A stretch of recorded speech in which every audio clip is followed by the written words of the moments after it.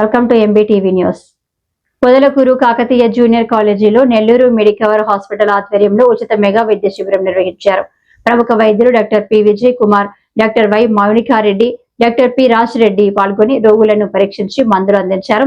అనంతరం విద్యార్థులకు క్యాన్సర్ తో పాటు సీజనల్ వ్యాధులపై అవగాహన ప్రసంగం నిర్వహించారు.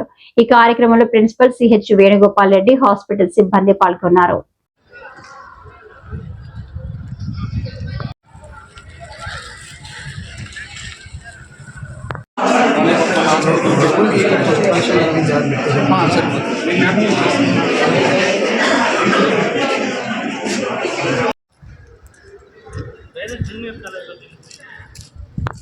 డాక్టర్ గారు ఫేమస్ మౌనికారెడ్డి గారు ఫేమస్ మెడికల్ ఆంకాలజిస్టు, అలానే డ్యూటీ మెడికల్ ఆఫీసరు ఈ కార్యక్రమానికి రావడం జరిగింది. ఇదంతా మొత్తం మా పబ్లిక్ రిలేషన్ డిపార్ట్మెంటు, అలానే క్యాంప్ డిపార్ట్మెంట్ సంచారాన్ని వీళ్ళందరూ చూసి ఇక్కడికి వచ్చేదానికి, ఇక్కడ ఇచ్చేదానికి మా బిఎన్కి కూడా ప్రత్యేకంగా ధన్యవాదాలు చెప్తున్నాం. ప్రత్యేకంగా ముఖ్యంగా ఇంత దూరం స్నేహితులకి, బంధువులకు కూడా ఉప్పు మితంగా వేసుకోవటం. మామూలుగా ఏంటంటే 3 to 4 గ్రామ్స్ వేసుకోవాలి. మామూలుగా లెస్ దాన్ 4 గ్రామ్స్ అంటే టమాటో చేత 2 నుంచి 3 గ్రాములు తీసుకోవటం. తర్వాత రెగ్యులర్గా ఒక హాఫ్ అన్ అవర్ నుంచి 45 నిమిషాలు నడక, చెడు వ్యసనాలు స్మోకింగ్ కావచ్చు, ఆల్కహాల్ కావచ్చు. ఆల్కహాల్ ఏంటంటే కొంతమంది హైపర్ టెన్షన్, బీపీ రైజ్ కావటం, బ్రెయిన్ బ్లీడింగ్స్, తర్వాత టైమింగ్ డెఫిషియన్సీ వచ్చి వాళ్ళకి కాలు 2 పడిపోతూ ఉన్నాయి. కొంతమందికి అర్లీగా ఇప్పుడు ఆల్జీమర్స్ డిసీజ్ అనేది కొత్తది వచ్చింది. మామూలుగా ప్రీ సెనైల్ డిమెన్షియా అంటే మధ్యమరకు రావటం, మర్చిపోవటం, సరిగ్గా నడవలేకుండా పోవటం, పార్కింగ్ మూమెంట్ డిజార్డర్స్ అంటారు.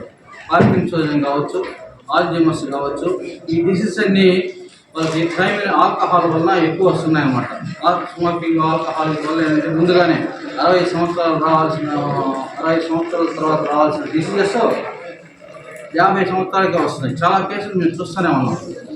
అది తర్వాత గుండెకి సంబంధించిన వ్యాధులు వచ్చేసి చాలామంది ఇక్కడ కొంతమంది చాలా 5-6 మంది ఈసీజీలో యాంట్రీ వాళ్ళ అమ్మాయిలు, ఇన్ఫీరియర్ వాళ్ళ అమ్మాయిలు, అమ్మాయి అంటే హార్ట్ అటాక్ అని అన్స్టేబుల్ అమ్మాయిలు చాలా కేసులు చూస్తున్నాం.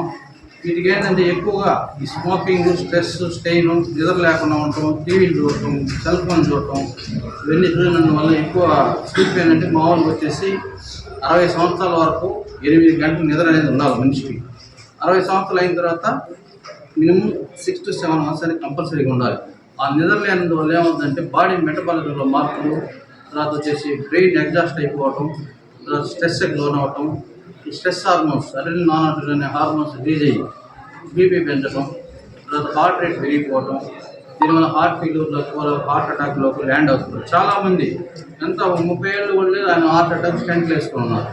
కాబట్టి యువతకు కానీ అందరికీ మా వర్షంలో చెప్పేది ఏంటంటే పెద్దవారికి కూడా మీరు నాటి విద్యార్థులే రేపు పోతే ఆ డయాబెటీస్ వల్ల ఏంటంటే చాలామందికి డయాబెటిక్ కీటోసిస్ వెళ్ళిపోతున్నారు. ఎమర్జెన్సీగా యూరిన్ ఇన్ఫెక్షన్స్ ఎక్కువ అవుతున్నాయి. నరాలకు సంబంధించిన జబ్బులు, రెటీనా ప్రాబ్లమ్స్, కళ్ళు కనిపించడం, మసకలు రావటం, క్యాట్రాక్ట్స్ అనేవి ఎర్లీగా రావటం. తర్వాత వచ్చేసి కిడ్నీకి సంబంధించిన డయాబెటీస్ వచ్చేసి ఎవరైతే కంట్రోల్ లేని వాళ్ళకి కిడ్నీ ఫెయిల్యూర్లో ల్యాండ్ అవుతున్నారు చాలామంది. దీని ఇంకోటి ఏంటంటే ఆహారం నియమాలు పాటించడం, అలానే మెడిటేషన్, వ్యాయామాలు చేసుకోవటము, చెడు అలవాట్లు, దురలవాట్లు. స్టూడెంట్స్ ముఖ్యంగా చెప్పాల్సింది ఏంటంటే ఇప్పుడుండే యువత అంతా చాలామంది ఈ డ్రగ్స్కి అలవాటు పడిపోతున్నారు. యూత్ అది బంగా కావచ్చు, అటు కొకైన్ కావచ్చు, అటు టెర్మిన్ కావచ్చు. కొంతమంది జిమ్లకు పోతా స్టూడెంట్స్ వచ్చి స్టెరాయిడ్స్ తీసుకోవటం, టెర్మిన్ తీసుకోవటం, డెకాట్రాన్లు, డెకాడ్యూరోబోల్ తీసుకునేసి చేస్తూ ఉంటారు. వాళ్ళకి ఏంటంటే ఎనర్జీ వస్తుంది. దానివల్ల ఏంటంటే ఆస్టియోఆర్థరైటిస్ వచ్చేసి జాయింట్స్ 40-50 ఏళ్ళకి ప్రాక్టీస్ డెవలప్ అవుతుంది.